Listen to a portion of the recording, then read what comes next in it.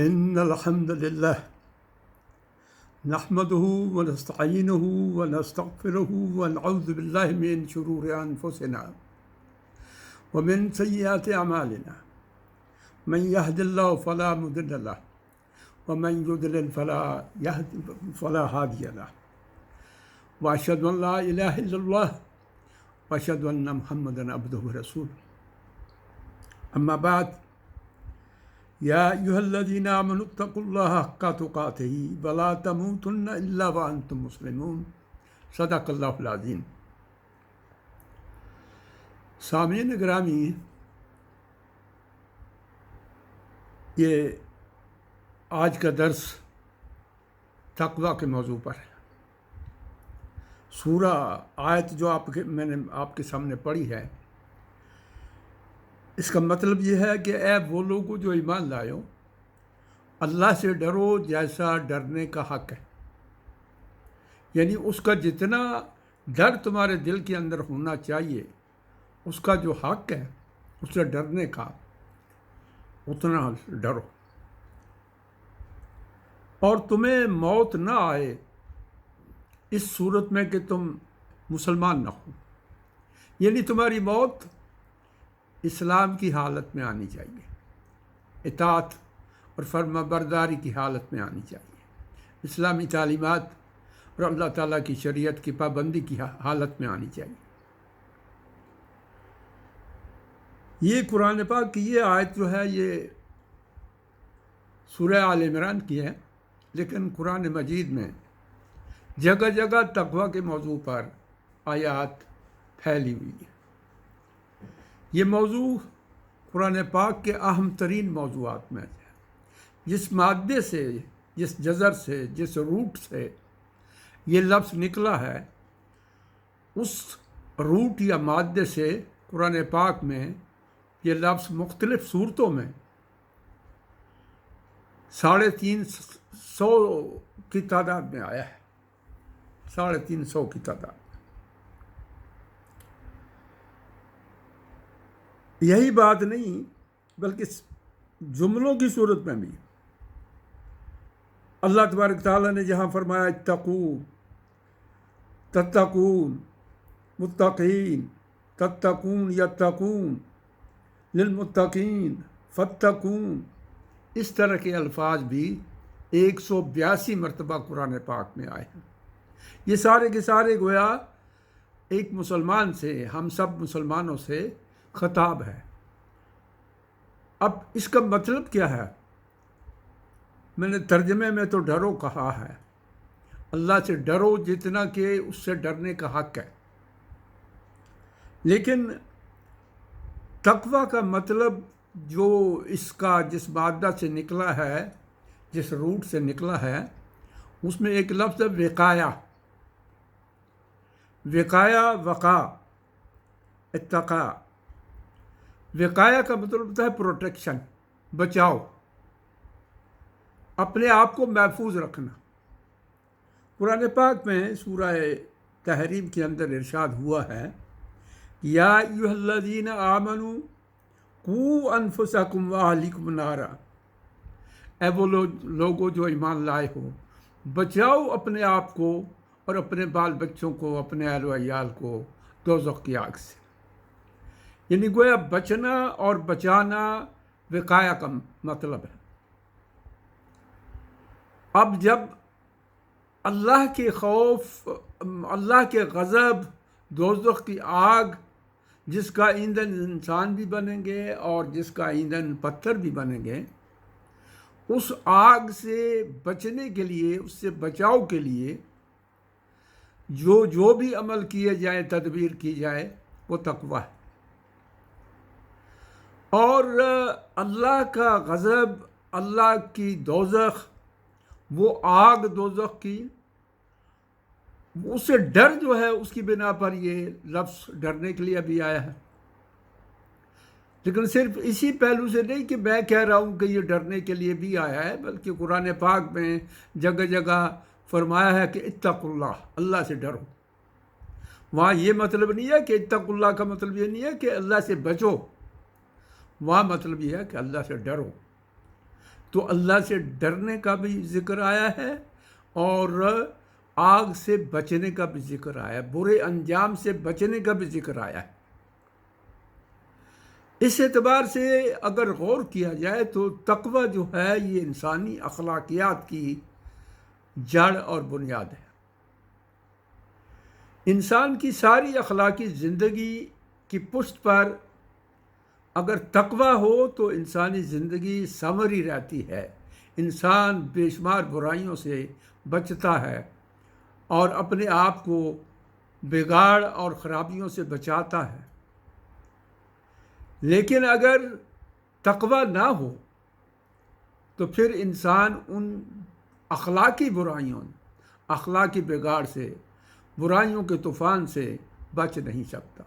اس اعتبار سے میں یہ عرض کر رہا ہوں کہ تقوی اسلامی اخلاقیات کی جڑ اور بنیاد ہے۔ یہی نہیں بلکہ میں یہ کہتا ہوں، میں کیا کہتا ہوں، قرآن یہ کہتا ہے، اللہ کے رسول یہ کہتے ہیں کہ یہ اسلامی عبادات کی روح ہے۔ اسلامی عبادات کے پیچھے اگر تقوی کا فرما نہ ہو، بلکہ عبادات کا تو مقصد ہی تقوی کی ترویج بتایا گیا ہے۔ آپ روزے والی آیت کو پڑھیے، یا ایھا الذین آمنوا کتب علیکم الصیام کما کتب علی الذین من قبلکم لعلکم تتقون۔ اے لوگوں جو ایمان لائے ہو، تم پر روزے اسی طرح فرض کیے گئے ہیں جس طرح تم سے پہلی قوموں پر فرض کیے گئے تھے۔ مقصد یہ ہے کہ لعلکم تتقون، شاید کہ اس ذریعے سے تمہارے اندر تقوی پیدا ہو جائے۔ وہ روزے کا مقصد یہ ہے، اور روزے کے عمل پر بھی آپ غور کیجئے۔ روزے کا عمل جو ہے وہ ہر وقت حذر، احتیاط، محتاط، ڈر، کہیں میرا روزہ ٹوٹ نہ جائے، کہیں کوئی بے احتیاطی نہ ہو جائے، یہ ساری کی ساری چیزیں جو ہیں یہ تقوی کی علامت ہے۔ تو روزہ اس لیے فرض کیا گیا ہے کہ تم پر بھی اور تم سے پہلی قوموں پر بھی، تاکہ تمہارے اندر تقوی پیدا ہو۔ آج کے لیے آپ چاہتے ہیں، اللہ تبارک تعالیٰ نے فرمایا آپ زاد راہ کیا کیا لے کر جاتے ہیں، کتنا سامان لے کر جاتے ہیں۔ اللہ نے فرمایا سب سے بہتر زاد راہ تقوی ہے، اور وہاں تمہاری قربانیوں کے گوشت اور ان کے خون اللہ کو نہیں پہنچتے، اللہ کو تو تمہارا تقوی پہنچتا ہے۔ وہ عبادات جو ہیں وہ عبادات تقوی پیدا بھی کرتی ہیں اور تقوی مانگتی بھی ہیں۔ عبادت کے عمل کے لیے بھی تقوی ضروری ہے، اور عبادت کے اثر میں بھی تقوی نکلتا ہے۔ صرف روزہ اور حج کی بات نہیں، نماز کی بات نہیں، بلکہ ساری عبادات، قرآن پاک تو یہ کہتا ہے کہ ساری عبادات جو ہیں وہ ساری کی ساری تقوی کی ترویج، تقوی کی جنریشن کے لیے ہے۔ سورہ بقرہ کی آیت ہے، 21ویں آیت ہے، فرمایا یا ایھا الناس اعبدوا ربکم الذی خلقکم والذین من قبلکم لعلکم تتقون۔ یعنی نفس عبادت جتنی عبادتیں ہیں ان ساری عبادتوں کو کہا گیا کہ اعبدوا ربکم، اپنے رب کی عبادت کرو، اپنے رب کی عبادت کرو جس نے تمہیں پیدا کیا اور تم سے پہلے لوگوں کو پیدا کیا، اور یہ عبادت اس لیے کرو لعلکم تتقون، شاید کہ اس کے ذریعے تمہارے اندر تقوی پیدا ہو جائے، خدا خوفی پیدا ہو جائے، حذر و احتیاط پیدا ہو جائے، تم اتنے محتاط ہو جاؤ کہ قدم اٹھاؤ۔ یہ قدم والی بات بھی آپ ذرا دیکھیے، حضرت عمر رضی اللہ عنہ نے ایک بار حضرت ابی ابن کعب رضی اللہ عنہ سے پوچھا کہ ابن کعب تقوی کسے کہتے ہیں، تقوی کیا چیز ہے؟ اس کا یہ مطلب نہیں ہوتا کہ حضرت عمر کو پتہ نہیں تھا۔ بہت سے مقامات پر ایسا ہوتا ہے، اللہ کے رسول اور اللہ کے فرشتوں نے اور صحابہ کرام نے بھی ایک چیز کا شعور دوسروں میں بانٹنے کے لیے سوال کیا۔ مثلا پیچھے ایک درس میں آپ کے سامنے حدیث جبریل پیش کی تھی، تو حدیث جبریل میں کیا ہے کہ حضرت جبریل علیہ السلام آتے ہیں اور نبی پاک صلی اللہ علیہ وسلم کے پاس آ کر بیٹھتے ہیں، اس طرح بیٹھتے ہیں بے تکلفی سے کہ گھٹنے کے ساتھ گھٹنا جوڑ لیا اور صاف فراق کا لباس پہنا ہوا ہے، اور صحابہ کرام میں سے کوئی شخص جانتا نہیں، ان کے کپڑوں پر کوئی گرد نہیں ہے، سفر کے کوئی آثار نہیں ہیں۔ صحابہ کو حیرانی ہوتی ہے کہ یہ کون شخص ہے جو حضور پاک صلی اللہ علیہ وسلم کے ساتھ ایسا بے تکلف ہے کہ بالکل جڑ کر بیٹھ گیا ہے۔ اور اس کے بعد انہوں نے پوچھا کہ یا محمد بتائیے کہ ایمان کیا ہے؟ آپ صلی اللہ علیہ وسلم نے ایمان کی وہ صفت ہے جسے ہمارے ہاں کا مدت پہلے، اب تو وہ رواج ہی نہیں رہا، انگلش میڈیم اسکولوں نے ہماری تہذیب اور ہمارے کلچر اور ہماری روایات کا بہت بڑا حصہ چاٹ لیا ہے۔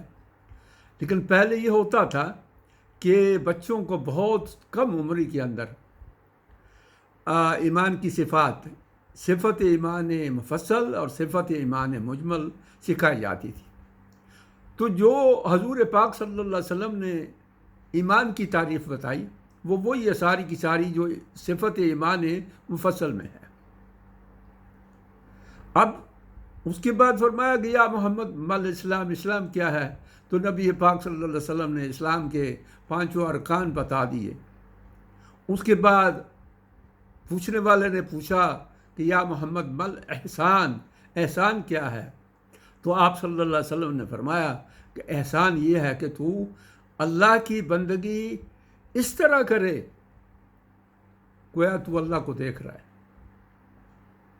اور اگر تیرا شعور، تیری سوچ، تیری فکر، تیرا وجدان اتنا بلند نہ ہو تو کم از کم اتنا تو ہو کہ تو عبادت کرتے ہوئے یہ سوچے کہ اللہ تجھے دیکھ رہا ہے۔ تو یہاں جبریل علیہ السلام نے سوال کیے اور وہ بعد میں نبی پاک صلی اللہ علیہ وسلم نے فرمایا کہ یہ تمہیں سکھانے کے لیے آئے تھے۔ تو حضرت عمر فاروق رضی اللہ عنہ نے پوچھا، جو حضرت ابن کعب رضی اللہ عنہ سے، تو اس کا یہ مطلب نہیں تھا کہ حضرت عمر جانتے نہیں تھے، ان کو معلوم نہیں تھا۔ اے ابن کعب بتاؤ کہ تقویٰ کیا ہے؟ کعب بن مالک رضی اللہ عنہ نے کہا کہ امیر المومنین، کیا آپ کبھی کسی کانٹوں والی جگہ سے گزرے جہاں جھاڑیاں ہوں کانٹوں والی، زمین پر بھی کانٹے بکھرے ہوئے ہوں، کبھی ایسی جگہ سے گزرے ہیں؟ حضرت عمر نے فرمایا ہاں، بارہا میں گزرا ہوں۔ تو انہوں نے کہا تو پھر آپ وہاں کیا کرتے ہیں؟ حضرت عمر نے کہا کہ میں کانٹوں میں چلتے ہوئے احتیاط کر لیتا ہوں کہ میرا پاؤں کوئی کانٹے پر نہ پڑ جائے اور کانٹوں کی کوئی جھاڑی میرے دامن سے نہ الجھ جائے، اور میں اس احتیاط سے چلتا ہوں۔ تو حضرت کعب بن مالک رضی اللہ عنہ نے کہا کہ امیر المومنین یہی تقویٰ ہے کہ ہم اپنی زندگی میں بولتے ہوئے، عمل کرتے ہوئے، چلتے ہوئے جو بھی کام کر رہے ہوں تو ہر کام میں یہ دیکھیں کہ کہیں کوئی برائی کا کانٹا تو نہیں چبھ گیا ہے ہمارے سامنے، گناہ کا کانٹا تو نہیں چبھ گیا ہے ہمارے نفس کے ساتھ، کہیں اللہ کی نافرمانی کا کانٹا تو نہیں چبھ گیا ہے ہمارے نفس کے ساتھ۔ تو یہ احتیاط کر لی جائے تو امیر المومنین یہی تقویٰ ہے۔ تو اب عبادات کے حوالے سے میں بتا رہا تھا کہ آپ دیکھیے کہ عبادات کی روح، جو میں نے کہا کہ عبادات کی روح، اخلاقیات کی بنیاد، ہماری اخلاقیات کی بنیاد تقویٰ ہے۔ ہمارا پورے کا پورا اخلاقی نظام جو ہے، اس اخلاقی نظام کی پشت پر تقویٰ ہو تو ہم اخلاق پر عمل کر سکتے ہیں، اپنا اخلاق دکھا سکتے ہیں۔ لیکن اگر وہ خدا خوفی نہ ہو، حذر و احتیاط نہ ہو، بچنے کی کیفیت نہ ہو، تو پھر اس کا مطلب ہے کہ ہم ہر اخلاقی بگاڑ کے اندر دھنس سکتے ہیں، ہر دلدل میں دھنس سکتے ہیں۔ تو اب عبادات کی روح بھی تقویٰ ہے اور اخلاقیات کی جڑ اور بنیاد بھی تقویٰ ہے۔ اور جیسا کہ میں نے آپ کے سامنے عرض کیا ہے کہ تقوی کی تکرار قرآن پاک میں اتنی زیادہ آئی ہے کہ اسی سے پتہ چل جاتا ہے کہ اللہ کو یہ کیوں مطلوب ہے، اللہ کیوں چاہتا ہے میرے بندوں کے اندر تقوی ہو۔ آپ ذرا دیکھیے، یہ جو ارشاد ہوا ہے ان اللہ یحب المتقین، اللہ متقین کو پسند کرتا ہے۔ قرآن پاک میں 3 بار یہ لفظ آیا ہے، ان اللہ مع المتقین، اللہ تعالیٰ متقیوں کے ساتھ ہے۔ یہ بھی 3 بار قرآن پاک میں آیا ہے۔ اور العاقبۃ للمتقین، انجام کی بھلائی، آخرت کی بھلائی وہ متقین کے لیے ہے۔ یہ بھی قرآن پاک میں 3 ہی بار یہ اصطلاح آئی ہے۔ اب ان معیارات کو ہم اپنے سامنے رکھیں تو ان تقاضوں کو ہم اپنے سامنے رکھیں تو اس کا مطلب یہ ہے کہ ہماری ساری زندگی تقوی کے سائے میں گزرنی چاہیے۔ تقوی کو ہماری عبادات کے اندر وہ روح آ سکتی ہے تقوی سے، ہماری اخلاقیات میں وہ روح آ سکتی ہے تقوی سے۔ اور تقوی نبی پاک صلی اللہ علیہ وسلم نے اس کی تقوی کے نام سے تعریف نہیں کی، لیکن جو الفاظ ہیں وہ یہ ہیں کہ دع ما یریبک الی ما لا یریبک، اس چیز کو چھوڑ دو، اس عمل کو چھوڑ دو، اس بات کو چھوڑ دو، اس معاملے کو چھوڑ دو جو تمہیں کسی شک میں ڈالے کہ یہ صحیح ہے یا غلط ہے۔ اس معاملے کو چھوڑ دو الی ما یریبک، اس معاملے میں چلے جاؤ جس میں تمہیں کوئی شک نہ ہو۔ اللہ کے رسول نے فرمایا کہ لا یبلغ العبد ان یکون من المتقین حتی، ایک بندہ، ایک مومن اس وقت تک متقین کے درجے کو نہیں پہنچ سکتا جب تک کہ حتی یدع ما لا باس فیہ، جب تک وہ اس عمل کو چھوڑ نہ دے جس کے اندر، یعنی ایک تو ہے نا ایک چیز جس میں وہ گڑبڑ ہے، خرابی ہے، اس چیز کو ہی نہیں بلکہ حذراً بما بہ باس، اس احتیاط کے ساتھ جائز کو بھی چھوڑ دے کہ کہیں میں اس کے اندر کوئی ناجائز کا، حرام کو بھی چھوڑ دے، حلال کو بھی، یعنی اس سطح پر چلا جائے کہ حلال کو بھی چھوڑ دے کہ کہیں اس کے اندر کئی ایسے موقع آتے ہیں۔ ہم کسی ہوٹل میں کھانا کھاتے ہیں، کسی یورپ میں جو لوگ کھانا کھاتے ہیں، غیر مسلم ملکوں میں جو کھانا کھاتے ہیں، یہی جو آپ کے ملک کے اندر اور سارے مسلمان ملکوں کے اندر یہ فاسٹ فوڈ کے جو آؤٹ لیٹ چل رہے ہیں ان پر بھی غور کیجئے کہ ہم جو کھانے لگے ہیں کیا یہ حلال بھی ہے یا نہیں ہے، ہم جو کام کرنے لگے ہیں کیا یہ حلال بھی ہے یا نہیں ہے۔ تو حلال کو بھی اس احتیاط کے ساتھ چھوڑ دینا کہ کہیں یہ حرام کے دائرے میں کوئی اس کے اندر کوئی چیز نہ آ گئی ہو، کوئی اس کا پہلو حرام میں نہ ہو۔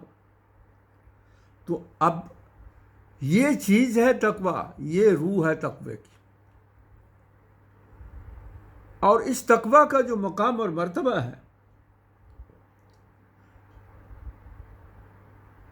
ہماری معاشرت، ہمارا سماج، ہمارا ملک، ہماری ساری اسلامی دنیا، بلکہ ساری دنیا، اس میں انسان کی عزت و تکریم کن بنیادوں پر ہوتی ہے؟ یا اس کے پاس دولت زیادہ ہو، حسن زیادہ ہو، علم زیادہ ہو، اس کے پاس بڑے بڑے بنگلے ہوں، اس کا عہدہ اور منصب بہت اونچا ہو۔ معاشرتی طور پر آپ دیکھیں کہ ایک یونین کونسل کا کونسلر بھی بن جاتا ہے تو کل تک جب کونسلر نہیں تھا تو اس کی پوزیشن اور ہوتی تھی، اور کونسلر بن گیا تو سب اس کو بڑھ بڑھ کر سلام کرتے۔ اس کا مطلب دنیا والوں نے جو معیار بنائے ہیں وہ ہیں دولت، عہدہ اور منصب اور پوزیشن۔ اب اللہ تبارک تعالیٰ نے اور اللہ کے نبی نے ان ساری چیزوں کو رد کر دیا۔ قرآن پاک یہ کہتا ہے، سورہ الحجرات کے اندر آپ جائیے، ان اکرمکم عند اللہ اتقاکم، تمہارے اندر اللہ کے نزدیک سب سے زیادہ عزت اور شرف والا آدمی جو ہے وہ ہے جو تم میں سب سے زیادہ متقی ہے۔ گویا اللہ کی نظر میں شرف و عزت، احترام، اکرام، یہ اسٹیٹس، پوزیشن جو ہے وہ تقوی کی بنیاد پر ملتی ہے۔ نبی پاک صلی اللہ علیہ وسلم نے فرمایا کہ کسی عربی کو عجمی پر اور کسی عجمی کو عربی پر، کسی گورے کو کسی کالے پر، کسی کالے کو کسی گورے پر کوئی فضیلت نہیں سوائے تقوی کے۔ یعنی گورے کے اندر تقوی نہیں ہے، کالے کے اندر تقوی ہے، عربی کے اندر تقوی نہیں ہے، عجمی کے اندر تقوی ہے، امیر کے اندر تقوی نہیں ہے، غریب کے اندر تقوی ہے۔ تو عزت والا وہ ہے جس کے اندر تقوی ہے، جس کے اندر تقوی نہیں ہے وہ تقوی والا نہیں ہو سکتا۔ اور یہ دنیا کا معیار ہی نہیں ہے، بلکہ اللہ تعالیٰ نے آخرت میں جیسا کہ فرمایا قرآن پاک میں جگہ جگہ ارشاد ہوا ہے کہ ان اللہ یحب المتقین، العاقبۃ للمتقین، عاقبت اللہ تعالیٰ نے متقین کے لیے رکھی ہوئی ہے۔ دنیا میں جن لوگوں کے پاس اونچے اونچے منصب اور اونچے اونچے عہدے ہیں، اونچی اونچی پوزیشنیں ہیں، دولت ہے، کوٹھیاں ہیں، بنگلے ہیں، پلاٹ ہیں، مربع ہیں، اور ان ساری چیزوں کے باوجود یہ چیزیں قیامت کے روز اس کی بڑائی کا سبب نہیں بن سکتی ہے۔ قیامت میں ان کی وجہ سے اس کو کوئی پوزیشن نہیں ملے گی۔ قیامت میں العاقبۃ للمتقین، عاقبت صرف متقین کے لیے ہے۔ نبی پاک صلی اللہ علیہ وسلم سے ایک بار پوچھا گیا کہ جنت میں داخل ہونے والے سب سے زیادہ لوگ کون ہوں گے، یعنی کون لوگ، کن صفات کے مالک ہوں گے وہ لوگ جو سب سے زیادہ جنت میں جائیں گے؟ آپ صلی اللہ علیہ وسلم نے فرمایا کہ اللہ کا تقوی اختیار کرنے والے، عمدہ اخلاق والے۔ پوچھا گیا دوزخ میں جانے والے سب سے زیادہ کون ہیں؟ آپ صلی اللہ علیہ وسلم نے فرمایا کہ الفم والفرج، یہ تمہارے منہ، زبان سے جو نکلتے ہیں ہمارے گناہوں کا بہت بڑا حصہ جو ہے وہ زبان سے، غیبت ہے، بدگوئی ہے، اور جھوٹ ہے، اور اس طرح کی جتنی بیماریاں ہیں وہ ان کا اظہار ہوتا ہے زبان سے، اور شرمگاہیں ہیں۔ آپ آج کی معاشرت میں دیکھیے کہ بے حیائی جو پھیل گئی ہے، بہت زیادہ پھیل گئی ہے۔ تعلیمی اداروں میں جائیں، بہت بڑے بڑے جدید قسم کے تعلیمی ادارے، میں امریکہ اور یورپ کی بات نہیں کر رہا ہوں، میں پاکستان کی بات کر رہا ہوں، اپنے مسلمان ملکوں کی بات کر رہا ہوں، کہ ان میں یونیورسٹیاں جو ہیں، نجی یونیورسٹیاں، ان نجی یونیورسٹیوں میں بے حیائی کے ایسے مظاہرے ہو رہے ہیں کہ انسان سوچ بھی نہیں سکتا تھا کبھی کہ ایسا ایک مسلمان ملک اور خود ہمارے اپنے معاشرے کے اندر ایسا ہوگا، ہمارے تعلیمی اداروں کے اندر ایسا ہوگا۔ وہ یہ ساری کی ساری چیزیں کیا ہیں؟ یہ شرمگاہوں کے پہلو سے، یعنی بے حیائی وہ جو ہے نا، اس پہلو سے جو پھیل رہی ہے، تو اللہ کے نبی نے فرمایا کہ زبان اور شرمگاہ، ان کو قابو میں نہ رکھنے والے لوگ سب سے زیادہ دوزخ میں جائیں گے، اور عمدہ اخلاق کے مالک اور تقوی اختیار کرنے والے سب سے زیادہ جنت میں جائیں گے۔ تو تقوی کی گفتگو میں یہ ساری اتنی ہی باتیں نہیں ہیں۔ تقوی جیسا کہ روزے کے بارے میں فرمایا گیا نا کہ حدیث میں ہے کہ روزہ ڈھال ہے، تمہاری شیلڈ ہے، پروٹیکشن ہے، تمہیں روزہ جو ہے وہ شیطان کے حملوں سے بچاتا ہے. تو تقوی کا ایک مطلب ڈھال بھی ہے، یعنی تقوی جو ہے وہ ڈھال بن جاتا ہے ایک مومن کے لیے شیطانی حملوں سے بچاؤ کے لیے. تو جس کے اندر تقوی ہوگا وہ شیطانی حملوں سے بچ جائے گا، اور جس کے اندر تقوی نہیں ہوگا، یعنی یہ شیلڈ نہیں ہوگی، یہ ڈھال نہیں ہوگی جس کے اندر، تو وہ اس سے بچ نہیں سکے گا.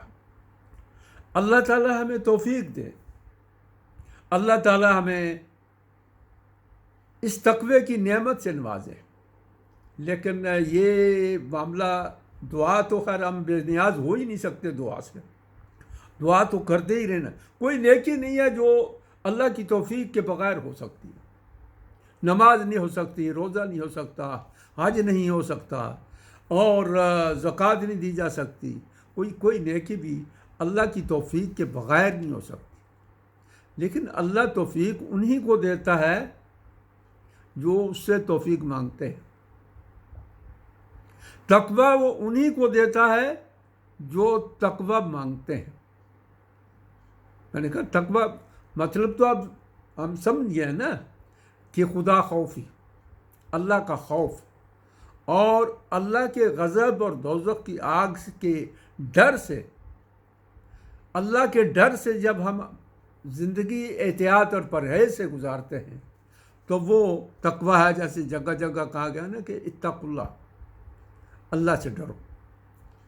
تو تقوی کوئی مقام ایسا نہیں ہے جہاں پر تقوی کی ضرورت نہ ہو. صبر اور تقوی ہماری سورہ آل عمران میں ہماری بڑی صورتیں جو ہے وہ جو ہمارے بڑے بڑے مار کے ہوئے غزوات، ان پر تبصرے ہیں، اور ان میں یہی کہا گیا ہے کہ صبر کرو اور تقوی اختیار کرو.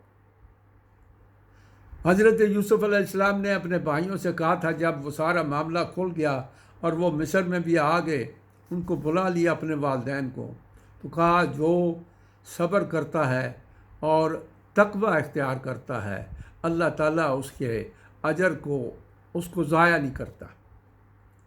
تو یہ تقوی کی روح ہے، تقوی کا پیغام ہے، اور تقوی کی حقیقت ہے. اور میں نے جیسا کہ عرض کیا کہ بات اتنی ہی نہیں ہے جتنی کی گئی ہے. اس موضوع پر بولتے رہنا بھی چاہیے، سنتے رہنا بھی چاہیے، پڑھتے رہنا بھی چاہیے، اور ایک درس نہیں کئی درس ہونے چاہیے، اور ہوتے ہوں گے. آپ حضرات میں سے، خواتین میں سے، اس موضوع پر بہت سی جگہوں پر بہت اچھے درس ہیں. اس کے مقابلے میں بہت عمدہ درس، بہت پرکشش درس، بہت پر اثر درس سن چکے ہوں گے، اور سنتے ہوں گے، اور سنتے رہیں گے. اللہ تعالیٰ مجھے بھی اس دولت سے، تقوی کی نعمت سے نوازے، اور آپ کو بھی نوازے. اس صلاحیت، اس خوبی، اس جوہر کو میرے اندر بھی اللہ تعالیٰ پیدا کرے، اور آپ کے اندر بھی اللہ تعالیٰ پیدا کرے. ہم سب متقی ہو کر رہ جائیں. اور تقوی کے بارے میں ایک بات خاص طور پر ذہن میں رکھیے.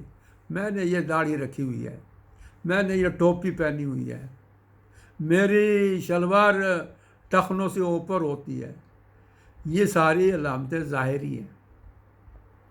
تقوی کا ظاہر سے کوئی تعلق نہیں ہے.